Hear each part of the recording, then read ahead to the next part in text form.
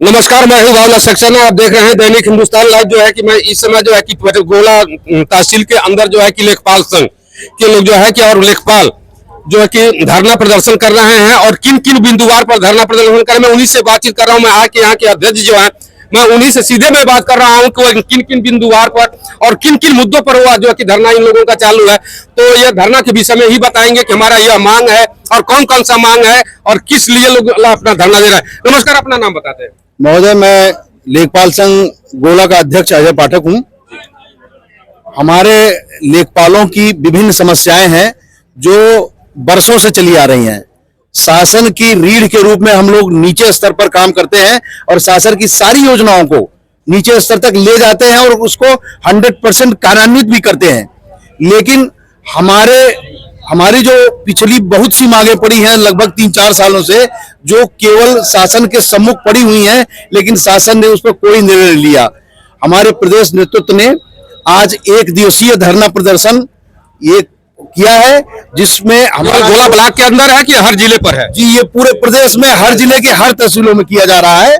आज 10 से 2 बजे तक हम लोग तहसील दिवस का बहिष्कार करते हुए धरना प्रदर्शन कर रहे हैं और उस परिप्रेक्ष्य में यदि हमें ऊपर से अन्य कोई निर्देश मिलेगा तो उस प्रदेश नेतृत्व का परिपालन हम आगे करेंगे। हमारी मुख्य जो मांगे हैं इस संबंध में, जिसमें हमारा जो है वेतन विसंगति है, एसीपी नहीं लगी है, जो अंतर जनपदीय जो ट्रांसफर है वो नहीं हुए हैं, हमारा पद नाम परिवर्तन है वो नहीं किया गया है। ये सब मांगे हैं जो करीब 20 से 25 मांगे हैं। 20 से 25 मांगे कौन कौन सी हैं?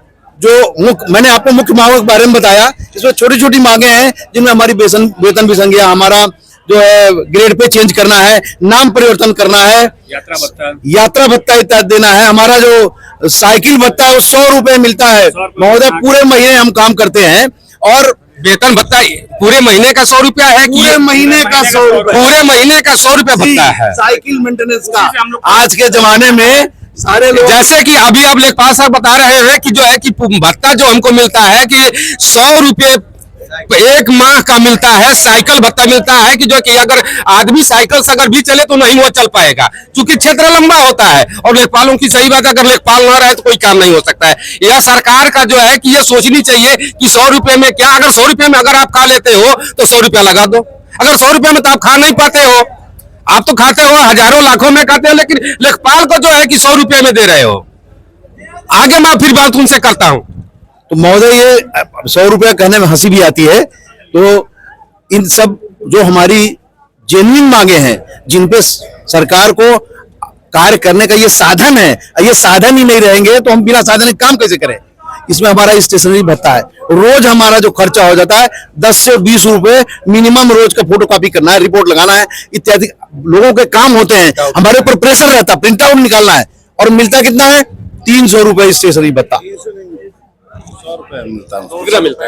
200 रुपए फुल स्टेशनरी भत्ता मिलता है। अब बताइए, हम 200 रुपए में तहसील दिवस लिखे महीने भर कि मौके पे जाएं, मौके की फोटो ले, हम लोग उसको अटैच करें, कागज सर लगाए तहसील दिवस में, लैटिट्यूड लॉन्जिट्यूड फोटो लेके हम लोग अटैच करें। क्या क्या करें बताइए? 200 रुपए में हम लोग 100 रुपए साइकिल भत्ता मिल रहा है। हम लोग का क्षेत्र यहाँ से 40-50 किलोमीटर पड़ता है पूरे गोला कचहरी का, उसमें हम लोग कहाँ जाएं? 100 रुपए में साइकिल पंचर भी हो जाती है मान लीजिए अगर, तो 100 रुपए में कितने 3 से 4 दिन चल पाएगा, नई ट्यूब भी नहीं लग पाएगी। 50 रुपए तो लेते, 30 से 40 रुपए ले लेते हैं, बनवाई लेते हैं आज के डेट में। वही चीज है ना, इसीलिए है। हमारे जमाना नहीं है। आप कंप्यूटर के युग में साइकिल की अपेक्षा बिल्कुल नहीं कर सकते। आज जब सब जगह बड़ी बड़ी गाड़ियां उपलब्ध हैं, सारी सुविधाएं अधिकारी गण को भी मिल रही हैं, तो लेखपाल क्यों साइकिल से काम करे, ये बात समझ में नहीं आती। जबकि हमारे ऊपर सारे सुपरवाइजर हैं। कोई भी काम, कृषि गणना का काम लेखपाल से ले लो, खेत में नपाई का काम लेखपाल से ले लो, फार्मर रजिस्ट्री का काम लेखपाल से ले लो, विपणन का काम लेखपाल से ले लो। तो सारे हमारे सुपरवाइजर है, काम करने वाला नीचे का केवल एक व्यक्ति है। तो हमारे पास सुविधाएं नहीं है, साधन नहीं है, हमको हमारे पर ध्यान ही नहीं दिया रहा है। टेक्निकल काम दिया रहा है, टेक्निकल घोषित नहीं किया जा रहा है, टेक्निकल काम हमारे ग्रेड पे नहीं बढ़ाया जा रहा है। जब आप हमसे टेक्निकल काम ले रहे हैं तो हमको टेक्निकल वेतन देना चाहिए। ये सब हमारी जेन्युइन मांगे हैं। ट्रांसफर नहीं हो पा रहा, इतनी महिलाएं हमारे महिला कर्मचारी हमारे साथ हैं जो 5-5 साल से 6-6 साल से। आर्टिफिशियल इंटेलिजेंस का जमाना है, AI से सारे विभाग संचालित हो रहे हैं। ये दुनिया का सबसे बड़ा मजाक होगा कि एआई के जमाने में आपका एक कर्मचारी साइकिल भत्ते पे काम कर रहा है। 3 रुपए आज की डेट में कहीं भी फोटो कॉपी कराने चाहिए तो एक फोटो कॉपी का रेट 3 रुपए है। एक लेखपाल के पास 3-3 4-4 हल्के हैं। औसतन खर्चा एक लेखपाल का फोटो कॉपी में दिन भर में 50 रुपए आ जाता है, तो 30 दिन का आप जोड़ लीजिए। या वो जो वेतन पा रहा है, मानदेय पा रहा है, उससे वो अपना परिवार चलाए कि सरकारी कार्यों की जरूरतें पूरा करे। हमारी प्रमुख मांगों में एक मांग जो है अंतर मंडलीय ट्रांसफर है। हमारे भाई लोग जो हैं और बहन लोग 600 किलोमीटर 500 किलोमीटर से यहाँ नौकरी कर रहे हैं। एक छोटा सा हमारा जो मांग है, जो बहुत महत्वपूर्ण मांग है कि अंतर मंडलीय ट्रांसफर हो जाए। आज पोर्टल खोल के हम लोग साथ छलावा किया गया है। सरकार से मांग है कि अंतरजातीय जो अंतरीय जो है कि जो जहाँ से 600 किलोमीटर के दूर पर है लोग, तो उनका ट्रांसफर होना चाहिए। तो उस पर यह नहीं है, लेकिन कुल मिलाकर आ रहा है कि सारी चीजें मिला के भत्ता पर सारा सवाल उठ रहा है कि 100 रुपया, यानी मंथली का 100 रुपया भत्ता उठ रहा है।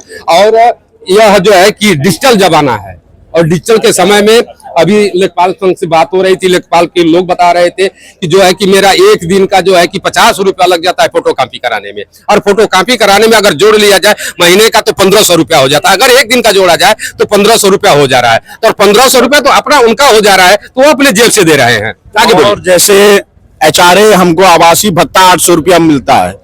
आप खुद समाज में रह रहे हैं, क्या आज महंगाई के दौर में 800 रुपए में किराए का आवास मिलेगा कहीं पे?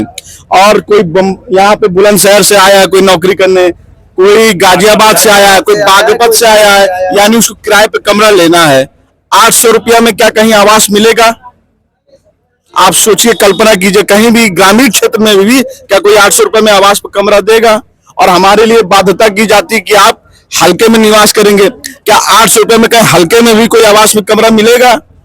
हल्के में भाई इतना विवाद भी उत्पन्न होता है। कल को कोई अगर हमारे साथ दुर्घटना हो जाती है हल्के में, उसके जिम्मेदार कौन करेगा? कई बिंदु हैं, कई परेशानियां हैं, लेकिन हम अपनी पुरानी परेशानियों के बारे में अभी बात कर रहे हैं। जो हमारे 4 साल पहले 3 साल पहले दी गई थी वही पूरी नहीं की गई। हमारी परेशानियां बढ़ती जा रही, जो पुरानी तो पूरी कर दी जाए। ज्ञापन हम पुरानी परेशानियों के लिए दिए हैं, कम से कम उनको तो हल कर दिया जाए। पुरानी परेशानियों को हल कर दिया जाए। पुरानी जो है कि परेशानियों को लेकर लोग ज्ञापन दे रहे हैं, और ज्ञापन देने के साथ साथ जो है कि अपनी मांगों को अड़े रहेंगे जब तक इनकी मांग नहीं जाए। अभी तो 1 दिवसीय ये धरना प्रदर्शन है। आगे बने रहिए बाबूलाल सक्सेना के साथ। नमस्कार। अब देखें